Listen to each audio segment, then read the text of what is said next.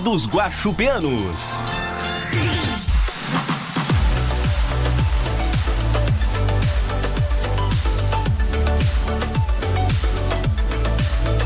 Agora 10h36 na Clube, está no ar a edição do nosso Guaxupapo desta segunda-feira, dia 16. Ontem, domingão, dia 15, foi comemorado aí o Dia do Professor. E claro que esse é um tema, né, do nosso Guaxupapo desta segunda-feira. Estou recebendo aqui nos estúdios da Clube a neuropsicopedagoga, também aí com uma ampla vivência e experiência no mundo educacional, a Renata Rocha. Renata, bom dia, seja bem-vinda mais uma vez. Obrigado por aceitar o nosso convite. Bom dia, Henrique. Bom dia, ouvintes da Clube. Bom dia. Vou dar um alô pro pessoal lá da Casa da Criança. Tá todo mundo ouvindo nós hoje lá, hein? Que legal, que bacana. Isso é muito bom, né? Um abração especial pra toda a galera, o pessoal aí na Casa da Criança, com o radinho sintonizado aqui na Clube FM.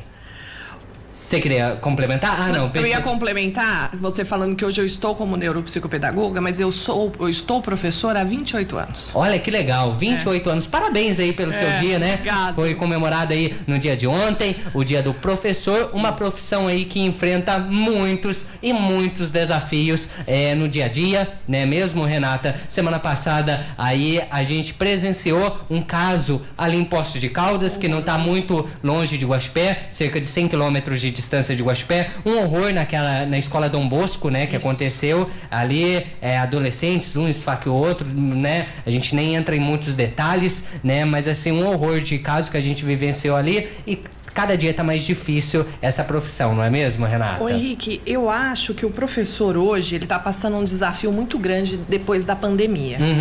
Já passava antes e depois veio... Eu acho que aumentou, sabe por quê? Estreitou-se a forma de lecionar mudou, né? Antigamente a gente só lecionou tete a tete, aí nós tivemos que desenvolver a área online. Os nossos alunos, eles sofreram um desgaste emocional muito grande, porque veja você, famílias perderam emprego, enfim, uma série de problemas, perderam mãe, perderam pai, então esses adolescentes, família, né? essas crianças, eles vieram muito machucados. Veja, nós não tínhamos histórico, o Brasil não é um país com histórico tão violento, né? Você vê que é uma coisa que a gente vê aí por aí em outros países com uma outra descendência, né? Eu achei uma atrocidade, né? Muita gente julga, o cara isso aqui, eu acho que ali as mães são vítimas de todas as formas, né? Tanto a mãe do agressor, tanto a mãe dos agredidos, porque você imagina você ser a mãe do agressor. Que situação que se coloca nesse né? momento, né? E ser professor do agressor. Né? O que eu poderia ter feito, eu acredito que os professores vão pensar, para que ele não pudesse ter chego daquela forma, né? Eu acho que essa profissão, ela é muito pouco valorizada pela grandiosidade desse processo, né? Porque a gente não ensina só a ler e escrever hoje em dia. A escola, ela mudou também o papel. Hoje a escola, ela está educando e não de uma forma didática. A gente, às vezes, gasta mais tempo educando de uma forma emocional, com estabilidade. Mas eu não julgo que é culpa de alguém. Eu acho que o mundo mudou, a estrutura familiar mudou, tudo mudou demais. Então nós estamos num desafio que é tudo muito novo. Sim, e a gente vive, o mundo hoje em dia vive essa volatilidade, né, de mudança muito rápido. A tecnologia provoca isso no mundo e em nós, seres humanos. Hoje a gente aprende uma coisa que amanhã já está defasado, não é mesmo? Então, assim, e a gente tem que continuar procurando novos conhecimentos. Então, assim, tudo mudou. Né? E eu acho que a escola mudou, a forma de educar, como você bem disse, mudou, e muitas vezes a gente encontra não sabemos lidar com essa forma nova de educar, não é mesmo? Até porque fica uma dúvida, né? Será que eu tô fazendo um trabalho legal? Uma coisa que mudou demais, que o desafio que o professor hoje enfrenta em sala de aula, eu não estou à frente mais de uma escola, mas eu atendo ainda como professora particular também. Uma coisa que mudou é as crianças, elas ficam enfastiadas rapidamente, né? Devido a essa velocidade na qual você está falando, dessa mudança de tecnologia, hoje você fazer um aluno sentar, né? Principalmente um aluno aí de nono, oitavo ano, e prestar atenção numa aula de 50 minutos é um desafio. Porque eles ficam entediados, as crianças não veem mais a função de estudar, então eles não têm compromisso, né? Não terminam uma lição em casa, não levam um dever, né? A mãe perdeu o jeito, no sentido de também estar perdida, não sabe como fazer ele se interessar pelo estudo. Por quê? Porque mudou a forma como o mundo gira. Eu brinquei, né? O mundo gira muito mais rápido, igual você falou, né? Hoje lançou um telefone X, amanhã é HHHXZ, né? Exatamente. Então vai mudando muito rápido, né, Muito, Renata? muito. E eu acho que dois grandes fatores também interferem muito nessa educação e na vida tanto do professor quanto do aluno. Primeiro deles é o uso dessa tecnologia a favor da educação. Porque se a gente tem essa tecnologia aí tão rápida, tão veloz, assim, né? Tão rápida. Mas deixa eu te falar uma coisa, porque às vezes nós, professores, somos resistentes com relação ao uso de tecnologia. Quando você senta aí no seu computador e digita, você usa uns 5 comandos, 10 comandos cerebrais. Quando você senta e faz letra de mão, aquela letra chatinha que a professora fica mandando você fazer, que você fazia no caderno de caligrafia, você usa 780. Tá? Então, ainda tem a necessidade de ter o lápis. Aquilo não é uma coisa aleatória. Se hoje o mundo se tornou dessa forma, foi porque as pessoas se aprimoraram na escrita, se aprimoraram culturalmente. E é esse o desafio que eu acredito que nós, professores, estamos passando agora. De mostrar para todos os adolescentes, crianças e jovens que essa necessidade acadêmica ainda existe. Era o segundo ponto que eu ia tocar. Dessa necessidade de como a educação vai interferir num futuro melhor para mim, que eu acho que Perfeito. que isso eu vejo isso muito, né? Eu assim, tenho meus 24 anos, né? Mas assim, eu vejo aí uma geração mais jovem do que a minha, que está nas escolas hoje em dia, e eles não veem não vê função da educação no futuro. Da educação acadêmica. Você fala assim, pra que eu vou estudar história? Porque grandes nações se constituíram, a gente vai ler lá, estudar o que aconteceu, e nós não vamos repetir aquele erro que eles repetiram lá no passado. Sim. Concorda? Eu vou usar aquilo como uma referência do hoje, como uma referência do agora. E não vou repetir aquele erro, ou vou aprender. Nós temos pessoas que ajudaram a construir a nação, então eu acho que nós temos a obrigação de manter esse conhecimento vivo. Sim, além do que a história, né? Se eu não conheço de onde eu vim, quem eu sou, como eu vou construir meu futuro? Eu fico vago, eu fico solto, vazio. Eu falo, um isopor na água, não é? Exatamente. Solto. Mas falando da tecnologia, Renata, como no seu modo de pensar, como a tecnologia pode ajudar tanto o aluno? Eu sempre fui uma professora, Henrique, muito fora da casinha. A última escola que eu lecionei, até a minha diretora brincava em São Paulo, que pagava a energia da minha sala à toa, né? Porque na época eu lecionava inglês, artes e história. E eu saía muito da sala para fazer, porque antigamente, veja você, há 20 anos, 15 anos atrás, você não tinha essa quantidade de tecnologia que tem hoje. Os computadores eram muito maiores. Eu lembro que a nossa sala tinha uma matricial, né? E mesmo assim eu já usava. Hoje, por exemplo, o aluno que tem TDAH, um aluno que tem algum problema relacionado ao funcionamento ali cerebral, a gente usa o computador como uma alternativa para que ele possa digitar um texto e conseguir fazer. Eu uso muito. Eu faço eles pesquisarem, faço usar dicionário online. Eu sou a favor, né? Na sala de aula regular, eu acho que tem que ter regra.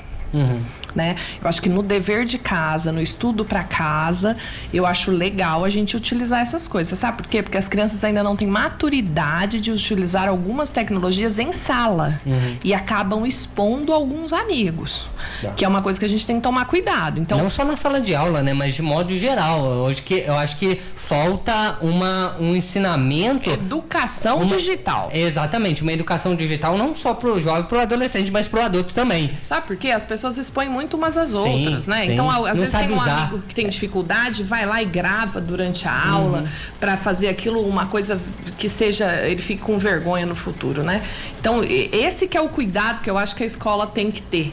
Sim. Né? Tem que ter uma tecnologia, mas ali com uma restrição pela imaturidade dos nossos alunos em conduzir aquilo. Sim, e até uma outra questão, né, que a gente vai falando e a gente vai lembrando de outros fatores que englobam a educação também, conforme a gente já disse, dessa educação digital, dessa educação da tecnologia, ensinar de como usar a tecnologia, ética. Do que é certo, do que é errado. de que eu não posso expor o meu colega, eu não posso expor, fazer um bullying, que eu não posso ficar divulgando notícias falsas, né? Perfeito, veja que eu você. tenho que procurar as fontes da notícia antes de enviar pro próximo, que aquela notícia que eu tô divulgando, se ela é falsa, ela pode prejudicar alguém, ela pode fazer mal para uma pessoa, né? Prejudicar de várias formas, social, mental, né? Fisicamente até, né? A gente Claro. não sabe, né? Então, Veja vários você, fatores. Eu tenho tanto rigor com relação a isso e eu não deixo de utilizar que na minha sala de aula que eu atendo tem computador. Que eu copiar, vai fazer um trabalho de escola, copiar o que tá lá, né? Eu vou copiar. Não vai copiar. Vai ler, vai entender e vai pôr a fonte de onde tirou. Sim. Pra ter respeito, né? Tudo bem que eu venho da época que a gente usava Barça, né, Henrique? Você nem lembra da Barça, né? Não sei nem o que é. Pois Barça é uma enciclopédia. Os ouvintes da rádio vão saber. Os nossos pais compravam uma enciclopédia que vinha com vários temas. E quando a gente ia fazer trabalho de escola, cada ano ela lançava um livro, uma atualização anual, sabe? E aí a gente usava Barça. Henrique, eu não acredito. Vou mandar uma foto da minha Barça pra você, que Mande, você não sabe. por favor. Vou mandar. Vou trazer uns livros da Barça pra você ver. Na minha época a gente ia muito. Até que Você a gente. já é do... Já usava muito computador também, mas eu lembro que eu ia muito na biblioteca da escola. Também ia. Né, a gente usava muito a biblioteca pra pesquisar. Veja nos você, a livros. biblioteca, né? É muito difícil hoje você ver um aluno falando que foi fazer um trabalho de escola na biblioteca. Sim. E isso é uma coisa que pra mim faz muita falta. Eu acho que a gente tem que voltar a incentivar o uso da biblioteca por uma questão... leitura de livros físicos. Isso. E por uma questão de cognição mesmo. Por que tá tendo tanto problema de aprendizagem e antes não tinha? Porque as pessoas não leem mais. E ler não é passar o olho. É ler com verdade. Você veja a leitura faz tão bem, Henrique, que se você for uma pessoa idosa e você que não quiser ter alguns problemas de memória, se você fizer uma leitura contínua, não uma leitura de anedotas, uma leitura contínua num livro, ajuda você a ter essa memória melhor. Então, essas coisas têm que ser resgatado.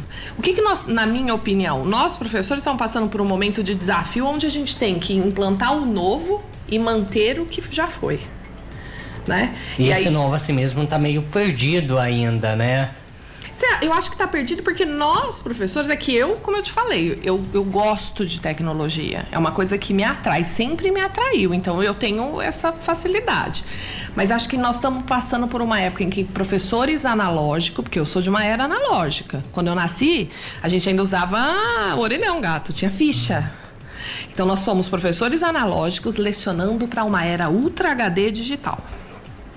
Né? Então nós não podemos menosprezar o Ultra HD e eles não podem menosprezar a ficha.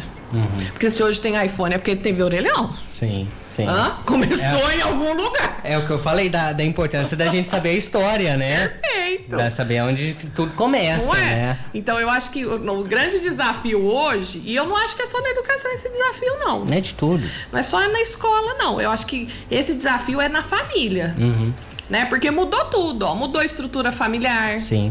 Então hoje a gente tem aí relações homoafetivas, que tá tudo bem. Então a gente vai ter duas mães, né? Ou a gente vai ter aquela mãe solo, ou a gente vai ter um pai solo. E como que um pai solo ou uma mãe solo supre, de certa forma, toda a necessidade diária daquele filho? Então ele não vai ter o rendimento escolar que ele teria se ele tivesse alguém para auxiliá-lo nessa tarefa. Falta uma base, né? Falta uma parte daquela estrutura, né? Perfeito. Conforme uma casa, precisa de duas bases. Tem uma só. Vai ficar defasado, né? E não tá tem tudo jeito. bem. A gente vai ter que lidar com isso de uma forma que a gente não agrida essa criança, que ele consiga ter um bom funcionamento. Agora, veja você, que desafio que é ser professor e ser professora. Imagina. Não deixa de ser um pouco de pai e um pouco de mãe, né? Porque a gente acaba tendo essa coisa de apadrinhar, de pegar, de querer ensinar. Sim, com certeza. Criou novos pontos aí para educação, né? Eu acho que quando você é professor, né? Por que eu gosto de ser professora, Henrique?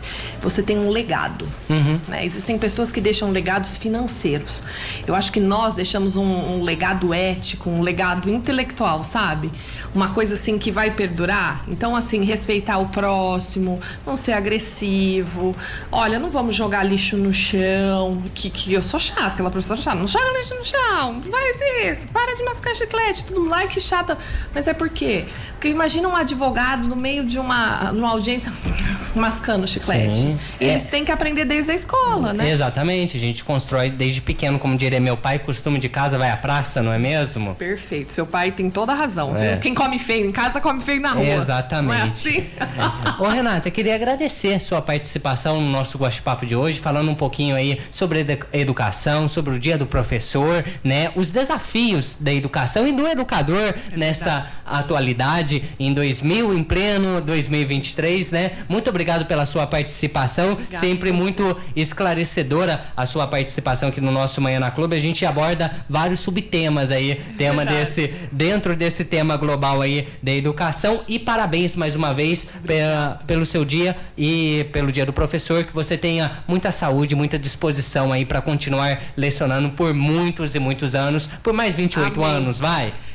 Eu acho que ser professor é um vício. As meninas que são minhas colegas, aí eu tenho uma série de colegas. Guaxupé é uma cidade rica de boas professoras e bons professores, Sim. viu? O povo guaxupiano tem muita sorte. Com certeza. Aqui tem professores muito dedicados. Eu tenho muito orgulho de fazer parte dessa categoria aqui em Guaxupé, viu? Vamos deixar um beijo para todos eles e que a gente tenha a força do renovo, né? De sempre nos renovar. Toda sexta-feira eu brinco, é o dia do renovo do professor. Pra segunda tá em pé. É verdade.